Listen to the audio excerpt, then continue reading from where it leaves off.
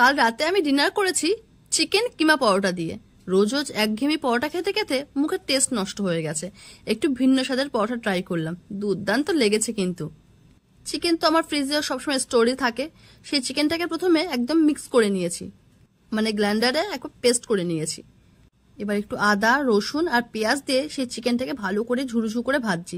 Chicken তো কড়াইতে দিলে পরে 2 থেকে 3 মিনিটের মধ্যে পুরো ছাড়া ছাড়া হয়ে যায়। এর মধ্যে দিয়েছি একটু গরম মশলা, কস্তুরি মেথি, ধনের গুঁড়ো, জিরের গুঁড়ো, কাঁচা লঙ্কা দিয়ে মিটি আছে ভালো করে ভাজছি। কিন্তু এতে পেঁয়াজ দেওয়া আছে বেশি পরিমাণে। এবার ফ্রাই প্যানের একটা সাইডে একটা ডিম দিয়ে ভালো করে ভেজে নিতে হবে, আর তার মধ্যে দিয়ে দিতে হবে সামান্য বিস্কুটের গুঁড়ো। কোনো সময় কিন্তু হাই ফ্লেম করা যাবে না, মিডিয়াম টু লো ফ্লেমে রান্নাটা করতে হবে। খাবারটাকে যত ধীমে ধীমে আঁচে করা যাবে তত বেশি ক্রিস্পি হবে। আর পরোটার বাইরেটা একটু ক্রিস্পি টাইপেরই হয়, ভেতরটা যদি আরো একটু বেশি ক্রিস্পি থাকে দুর্দান্ত টেস্ট লাগবে উইথ মেয়োনিজ।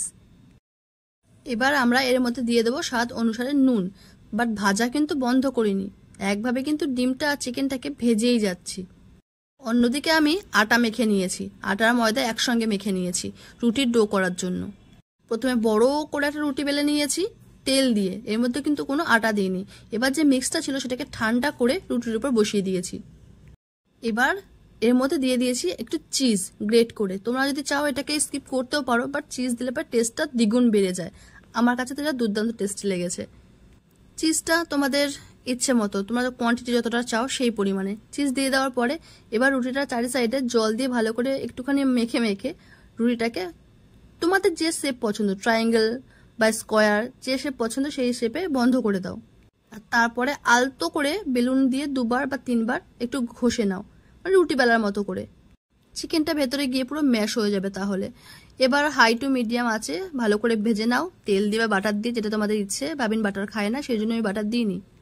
এর সঙ্গে কোনো সবজির প্রয়োজন নেই, জাস্ট আচার আর মেয়োনিজ দিয়ে খাওয়া শুরু করে দাও। বাবিনের তো দারুণ পছন্দ হয়েছে, আর আমার তো কোনো কথাই হবে না।